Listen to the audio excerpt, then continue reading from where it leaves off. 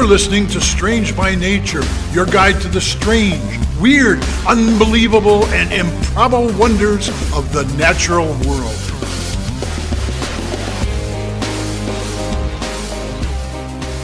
Hello, everyone, and thanks for being here today. I'm Kirk Mona, and joining me are Rachel Gimza and Victoria Thompson. We're all naturalists who together have scoured the world for weird and wonderful wonders, just to please your mammalian brain's desire for novelty. Isn't that nice? Let's do this. All right, everyone. Welcome to the show. I get to be here with everybody this week. I'm so excited. Okay, so hey. Question. Hey.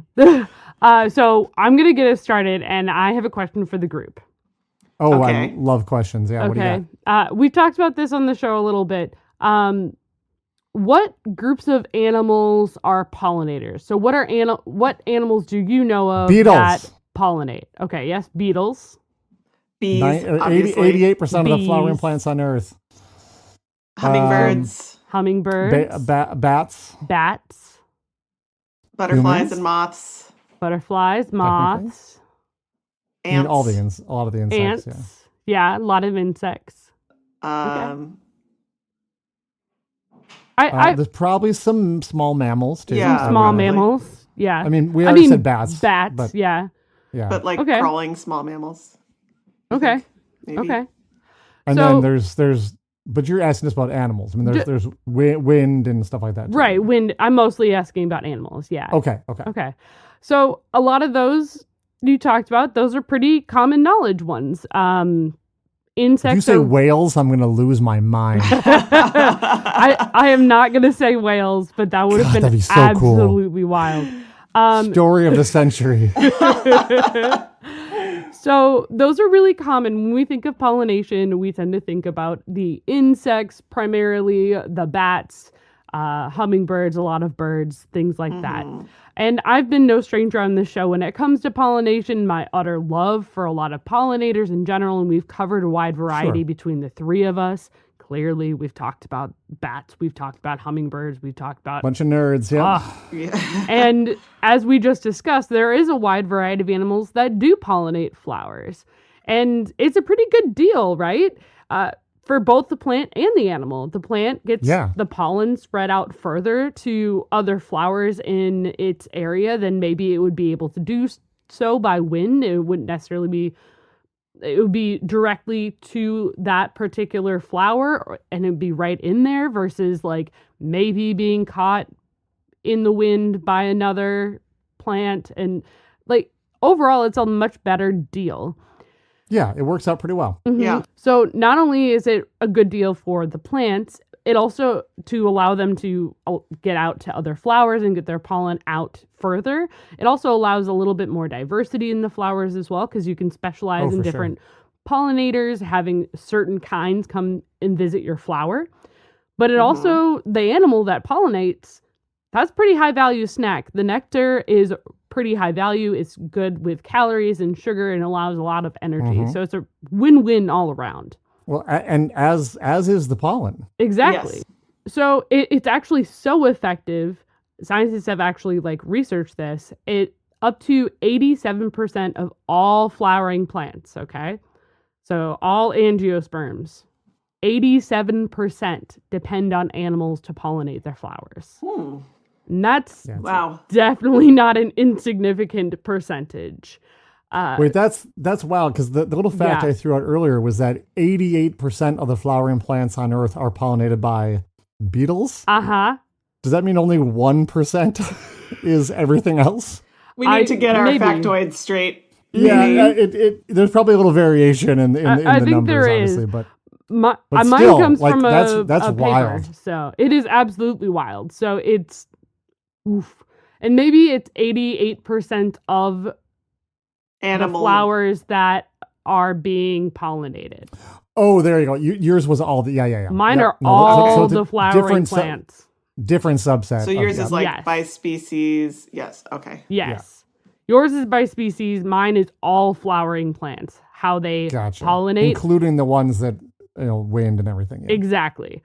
Of the ones 87%. pollinated by insects, 88% are.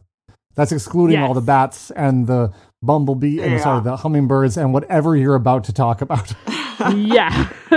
So with that kind of background, let's talk about this is science, say Latin. Say it.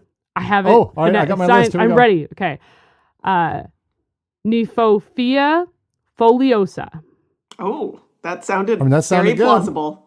Thank you. That's I wrote it down 5 out of 6. phonetically this week, so that way I would get it correct. Stepping your game up. Oh my. I am stepping it up. We're going to count it. All right. It was correct. I'm very proud of myself. I practiced. and again, if it's not, almost no one will know. So this is a perennial herb found in the mountains of Ethiopia. It's also called a red hot poker. There are... Okay. It has a few different names, but that's one of my favorite common names for it. And Why did I just hear about this? you might have. The phrase red hot poker. Uh-huh. I literally just heard about, and I can't remember why. Was that with you, Rachel? Was it? We looked up. We're like, is that a plant? Okay, go on. No. I'm super intrigued now. Okay. Someone just mentioned this I was talking to. Oh, well, fabulous. So I'm just going to talk a little bit about it. So this particular herb, okay, there's a couple different subsets. It has a variety of types. There's an evergreen and an herb species. We're going to talk about the herb. This herb is found in the mountains of Ethiopia, in the Afro-Alpine region environment. It looks a lot like grass with really long, narrow, thin leaves that look like grass leaves. They are narrow, they're long, and they can be anywhere, depending on the age of the plant, they can be anywhere from 4 to 39 inches long, or 10 to 100 centimeters, and I think that has to do with the age of the plant for the most part. Okay.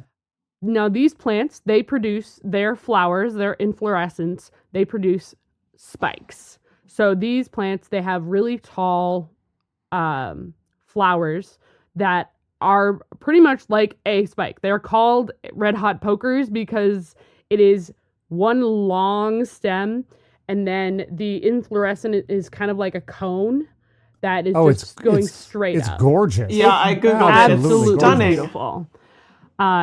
And often they are this beautiful shade. It's called red hot poker of red, Looks like a flame. orange, or yellow. And often they're multiple colors. So it does. The one I'm looking at is like red. It's like an ombre from like red down through orange to kind of yellow. Like, oh, Exactly. That's gorgeous. It's so pretty.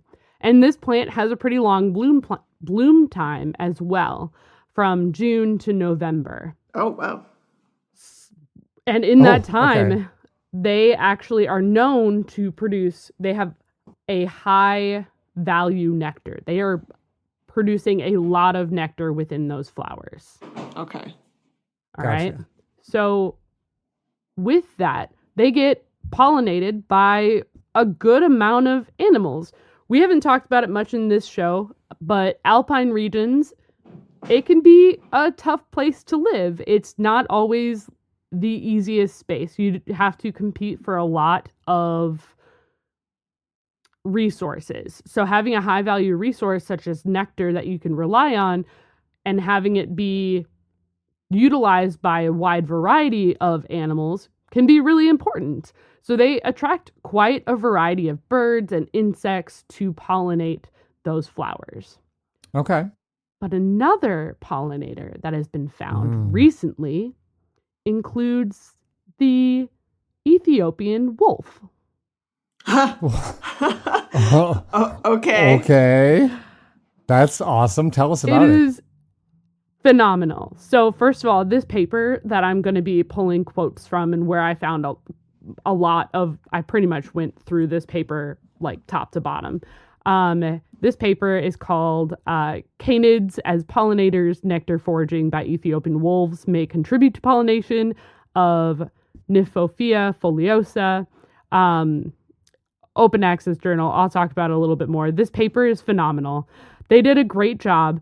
Pretty much, they were observing, this is actually so the Ethiopian wolf is a rare subset of wolf, okay? They're not super common. And these researchers were following these wolves and noticed and watched them go up to these stalks of these flowers and lick and put their muzzle all over the bottom of the flowers, kind of licking at the most mature of the flowers to get that nectar treat. And they saw them do this multiple times. So they asked the question. They're like, hey, has anyone noticed that before? Is that a thing?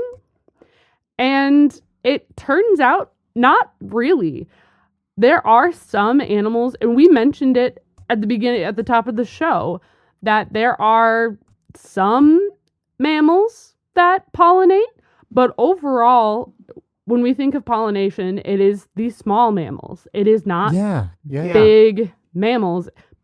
Humans kind of do it every once in a while, but it's usually like, it's never on purpose. It's not all the time.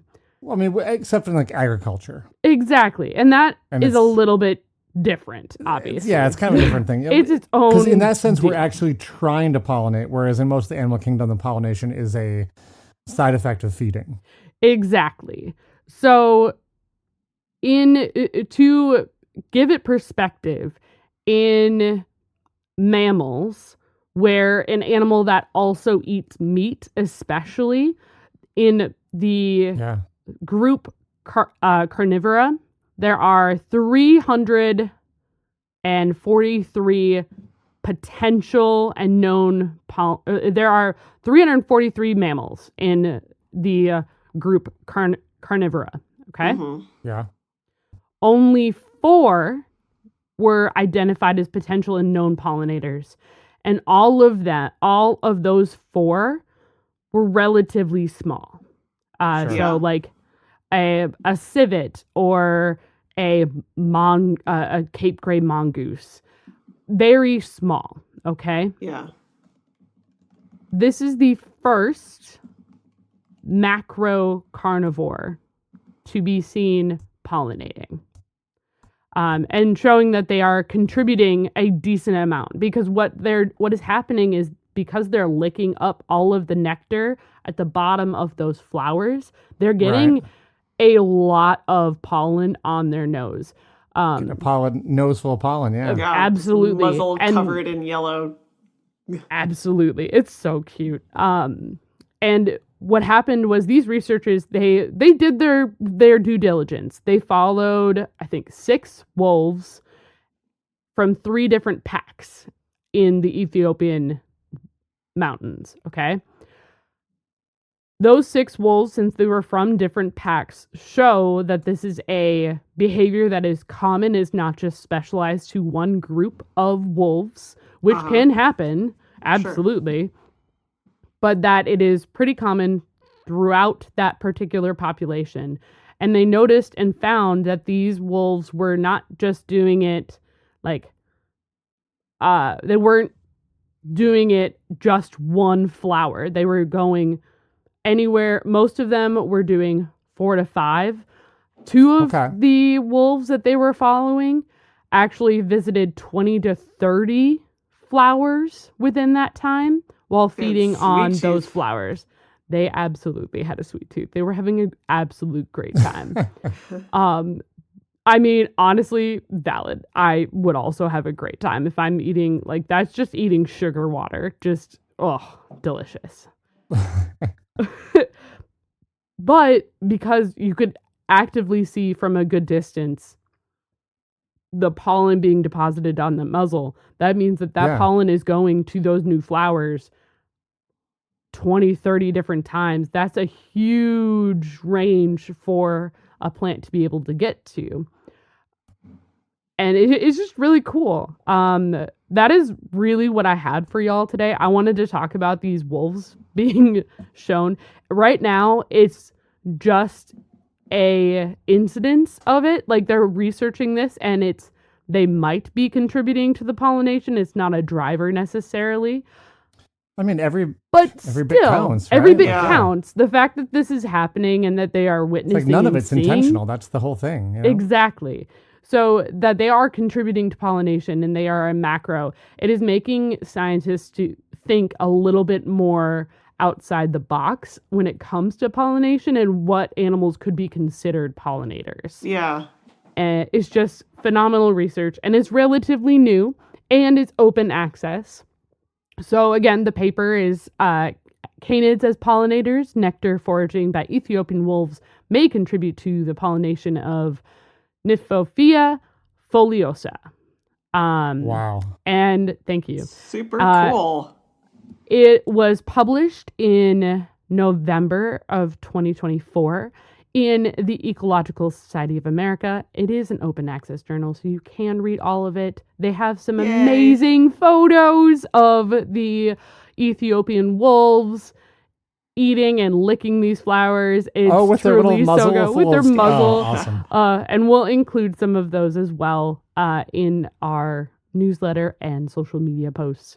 But Very I cool. saw this and I had to talk about this particular finding. My last little bit, I did get some background information, especially about the, it's also called the torch lily, the plant itself, Okay.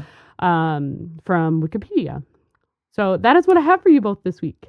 I did incidentally figure out while you were talking where I had heard of this plant before. Ooh, Yes. Yes. So this was so weird. I've never heard of this plant in my entire life until you really, 3 days ago. I mean, 3 days ago. it's native And- to Africa, and as far as I Yeah. know, you've never been to Africa, Kirk. No. So here's So- the deal. I was talking to my wife, Uh-huh. and little inside thing. Some of you know, we are like super nerds also for like the Renaissance Festival. Yes, and you we are. We Yes. make our own costumes, and we're totally into that. I had been showing my wife a photo I collected years ago that I was like, oh, I gotta show this to my wife, that has a bunch of natural dyes for natural dyed fabrics. Oh, yeah. Oh, And cool. what some of those natural colors are.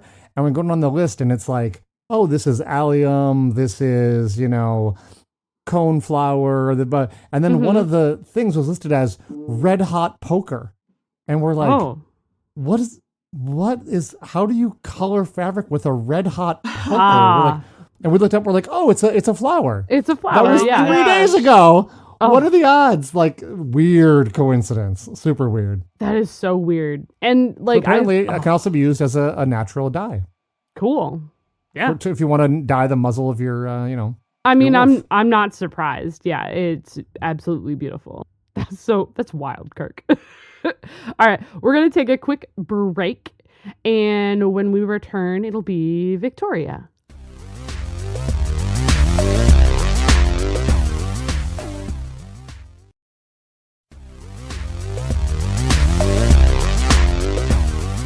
Hey, we're back. Hey. Hey. So you guys remember last week I talked about that wild insect that lives in Brazilian caves where the female has a penis Oh, Yeah. and the male has a vagina? that was so weird, Yes. Victoria. Yes. I didn't forget, but I did I think I blacked out for a second. Anyway, keep going. Yeah. Well, my topic this week is sort of tangentially inspired by that, at least in the sense that it has to do with all the strange to us ways that animals can reproduce. Okay. We've talked on this show a couple times before about parthenogenesis. Oh, yeah. Uh-huh. You talked about the California condor, Rachel, showing Uh-huh. unexpected cloning abilities. And Yeah. I talked about a fish a long time ago that does that. That was a wild time. Yeah, that was. So this is that's officially it. a nature finds a way, or life finds a way story. Life finds a way. Darn it, Kirk, you stole my punchline. Oh, sorry. Yeah. Just for those of our You go ahead and listeners say it who if may you not want. have heard those episodes or need a reminder, parthenogenesis is a form of asexual reproduction. It's quite common in invertebrates, but relatively rare, we think, in species with a backbone. Yeah. As of right now. Yes. Well, today I'm talking about whiptail lizards in the genus Nematophorus. Okay. Yeah, these are a group of about 19 species of lizards that are found in the southwest U.S. And in Central and South America. Why am I like getting a vague like ding in the back of my head of like, I've heard of these lizards. Anyway. You probably have. Okay. So of these approximately 19 species, about a third of the species are all female. Okay. Oh, Third. wow. Okay. Yeah, these ladies are doing it for themselves. No males at all. Okay. Nice. Wild. What's maybe even weirder is that even though every single individual in each of these species is female, they perform mating behaviors, like rituals. Oh, fabulous. Yeah. Okay. So this Are is you saying called- that there are like there's gay lizards? They are a bit of a gay icon at this point. Yes. Love it. Love it. That's probably how I heard about this. Never mind. I'm gonna. No, yeah. Sorry, y'all. We're gonna keep going. I can make those jokes. Yep. So this is called pseudosexual behavior, and it happens after the lizards ovulate. So, once a lizard has ovulated, it will find another lizard that hasn't ovulated and mount it and, do typical mating type movements. Mounty behavior, yeah. Yes, typically associated with males.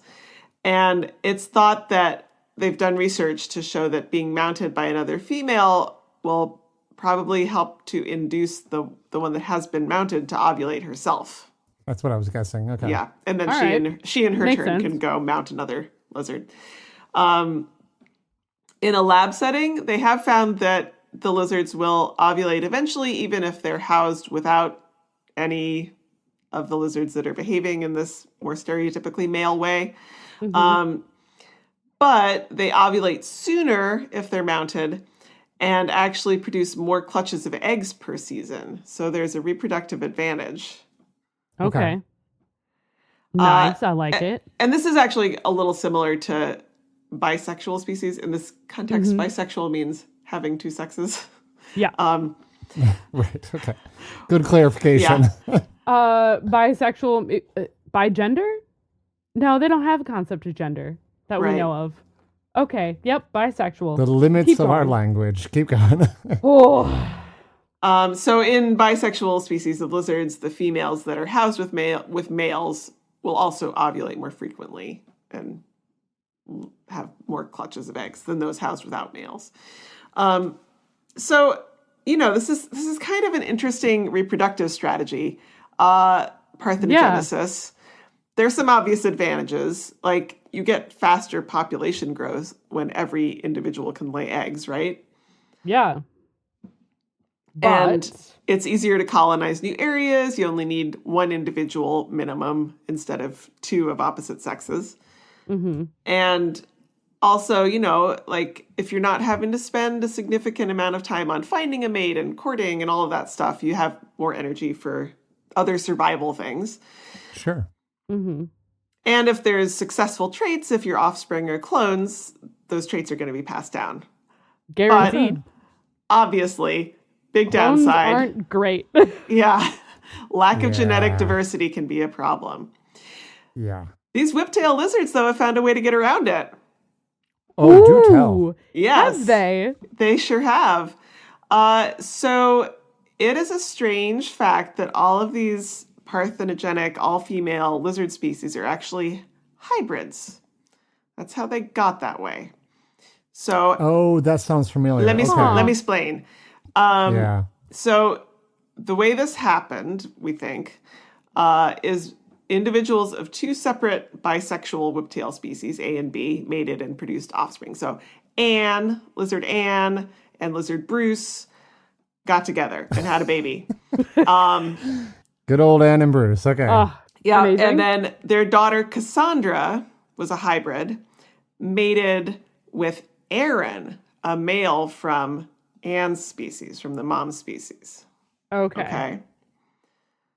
So the offspring, Diana, of this second generation back-cross hybrid has not only not usual 2 copies of each chromosome, but 3 copies of each chromosome. Oh. So they're triploid, 2 copies of the A, Oh, jeez. Okay. two copies of the A version from One grandma copy of the and B. dad, and 1 copy of the B chromosome from Grandpa Bruce. Okay. Huh. So what does that mean Okay. for practical terms then when they reproduce? Well, so this new D species, which is the triploid one. Right.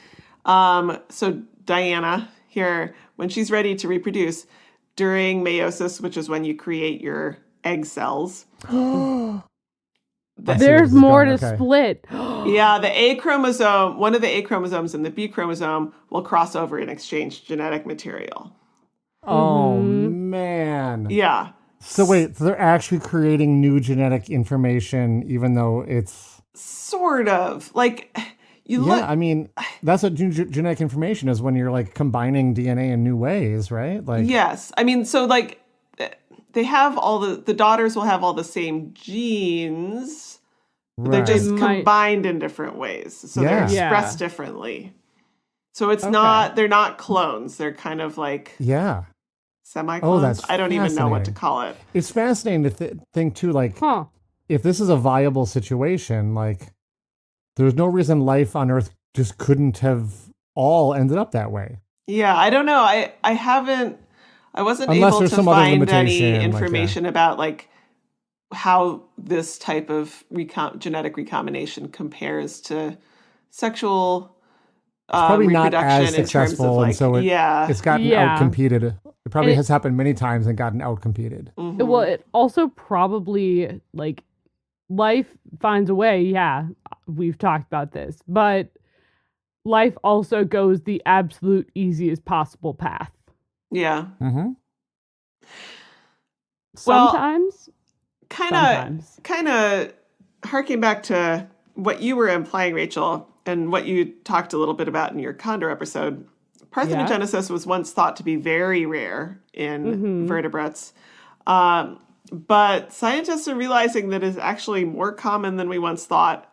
And, you know, all female species like the whiptail lizards are not common, but it seems that parthenogenesis can be triggered in quite a variety of species, fish, reptiles, and amphibians, usually when females are kept in environments without males. This will trigger the parthenogenesis. So, Yeah. you know, life finds a way. That's from Jurassic Park. And in that book and movie, Oh, yeah. it was actually not that they started having parthenogenesis. It was that according to the science of the book, which is a little questionable because they had like filled in DNA with frog DNA, some of the females turned into males, but you know, they may not have needed that. If they just had a whole bunch of female dinosaurs all together, they could have just started making babies on their own potentially. Mm-hmm. Yep. Oh, yeah. We've talked about that on the show, for sure. Oh. That's what I got this week. That's so cool. I love Very it, interesting. Victoria. It's so, love it. All right. It's very fascinating. I'm going to have It to is. check that out more. My sources this week were, so one of the papers about this was from January 2004 in ILAR Journal, tracing the evolution of brain and behavior using 2 related species of whiptail lizards. And then a couple of articles, one from High Country News in November 2023 and Scientific American in February 2010. Cool. And then a little background information from Wikipedia. Nice. We are going to take a short break, and when we come back, Kirk's going to have something for us.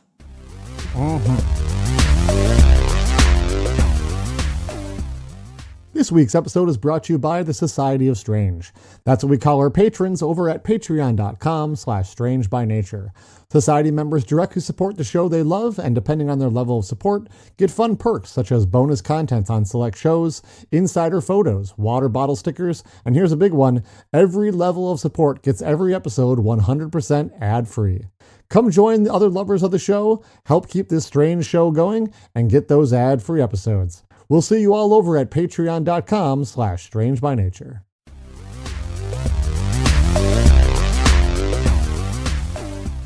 Welcome back, everyone. Sorry, we're laughing, giddy, because we just had a really funny conversation, some bonus material for our patrons. So, patrons, you can go listen to that. Included. Yeah, we told some stupid jokes.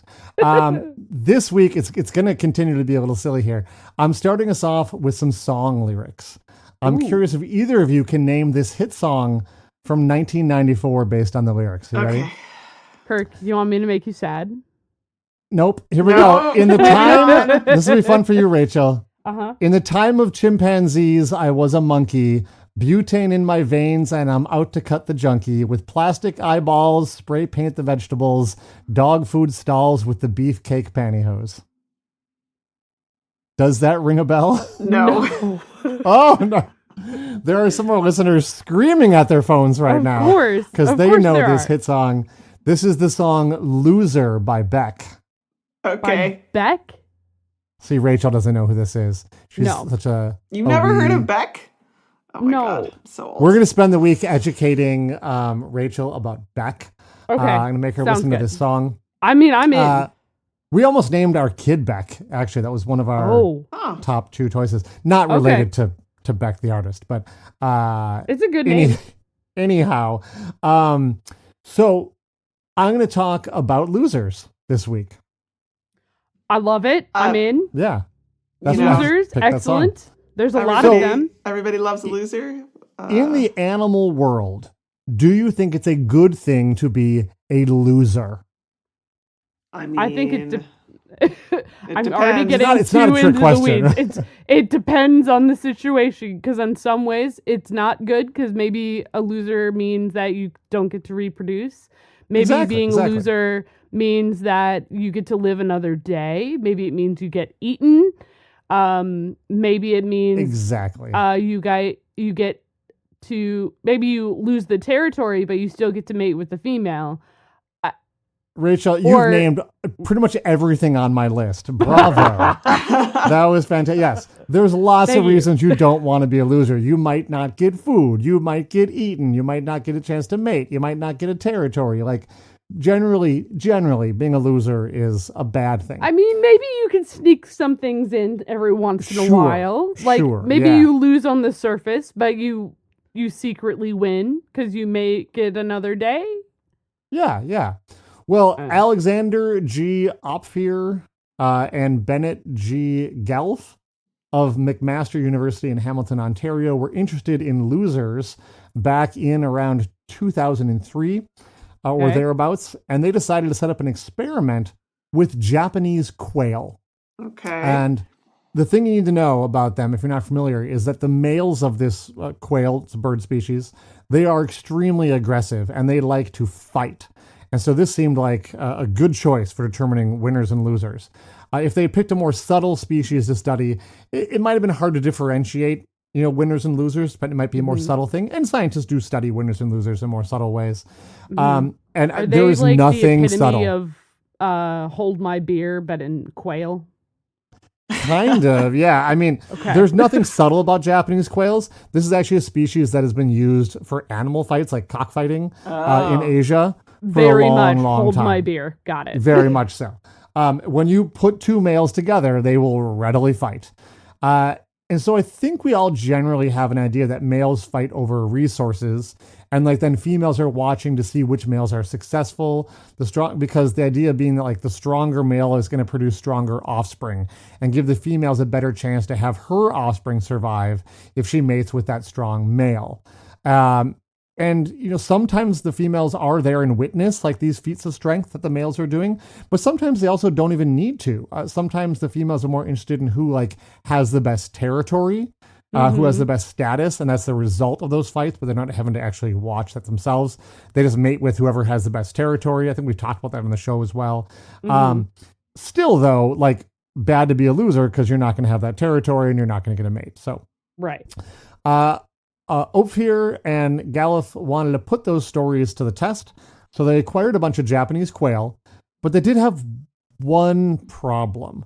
Any research you do has to be both ethical and legal. Yeah. And the test they had in mind would be neither.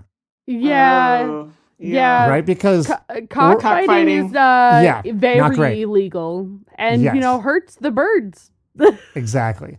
Organized animal fights are illegal in Canada for good reason. And because in there the were- U.S., Yeah. many Well, this was- places, many places. This was being done in Canada. That's why I mentioned Yes. the great country of Canada. So even if they were, legal, it'd probably still be unethical to purposely pit them against each other, as they are very violent. So this isn't just a bunch of showing off. Japanese quail are violent fighters. However, they needed to have the quail fight in order to see how the females would react. So, like, what do you do?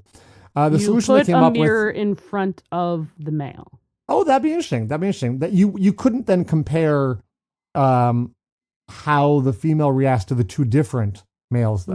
If you did That's that, fair. it's a good idea. They did something similar, actually. Though they just used a big piece of plexiglass to keep them Oh. separate. Okay. So set up like a little fight arena there, piece of plexiglass in the middle, put them in and see how they react. And what they actually did to kind of figure out the aggression is they counted the number of times each male attacked the barrier, thinking that they were going to attack the other bird.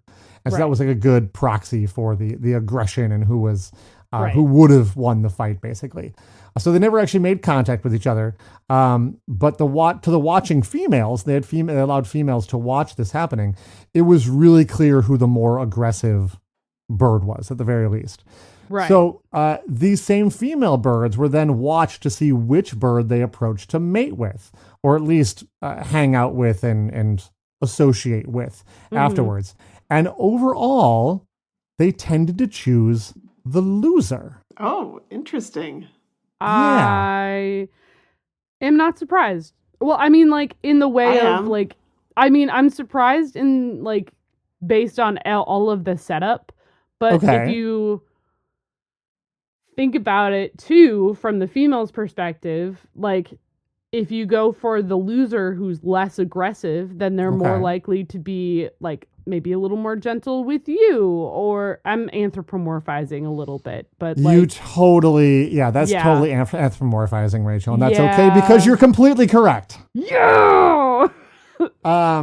I think this is a pretty surprising result that would, like we indicated, would seem to go against what we think of as the predominant narrative that we tell about nature. But of course, that narrative is told by humans, and humans have our own biases and our own cultural baggage that we tend to load onto animals. We also tend to oversimplify. Like, sure, the females of many species do often pick the winners, but it is dangerous in science to make assumptions and overgeneralize your findings. So with that in mind, And I would like to also point out what's too, going on? Often the losers die in those like if you're fighting, you're either too injured to potentially mate or might not like live to mate.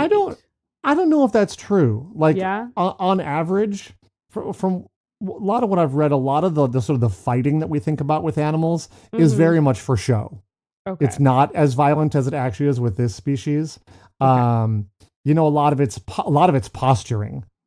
Okay. Where it's basically showing off who can show off the most, which often in humans is what it's come down to, is just like who's the biggest show off kind of, Right. Yeah. unfortunately. But like, well, not unfortunately in the sense of like, I'm glad we're not out killing each other. Yeah. But like, unfortunately, people tend to show off a lot for the opposite sex. But, Yeah.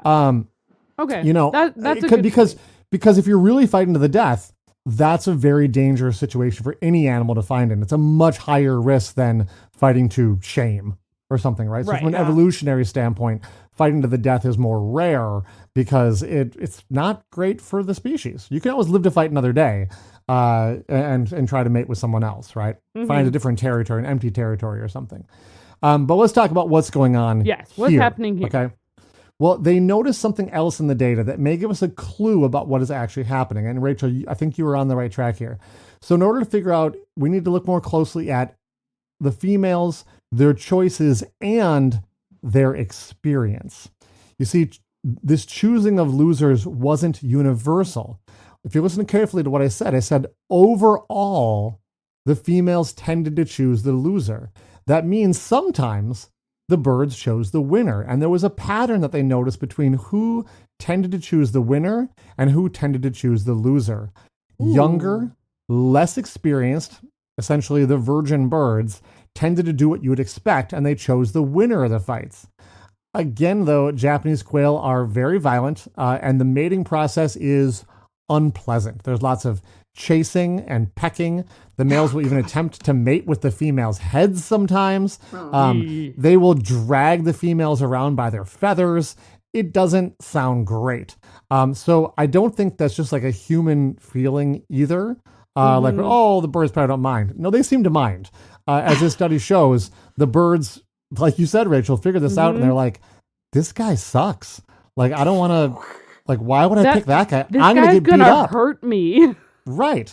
So once a bird had mated with one of those winner males, they found she was far less likely to ever make that stupid choice again. She essentially learns the lesson that these winner males are violent jackasses that are not worthy of their time and attention. The loser male is actually a safer bet. So this turns out to also be an interesting study about learning in birds, shows that they can learn from their experiences, which shouldn't be surprising, but sometimes I think it is when we notice those kind of things in other animals. That's really all I have for you this week. It's pretty short and sweet. Phenomenal. It turns out sometimes it pays to be a loser, and the losers really are the winners. So my source this week is kind of interesting. It was singular.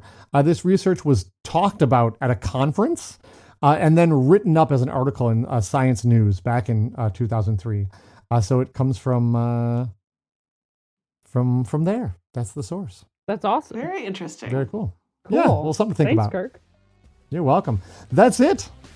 It's time for us to go. Oh, we've made it to the end of the show. But that was really fun. We'll be back next week. Thanks for hanging out, and we'll see you next time. Bye. Bye, everybody. Bye. Thanks, everyone, for listening to today's show. Be sure to subscribe. New episodes drop every Wednesday, and we love sharing this strange world with all our listeners. If you would be so kind as to leave us a 5-star rating and review wherever you get your podcasts, that would be great. It lets other lovers of the strange discover the show.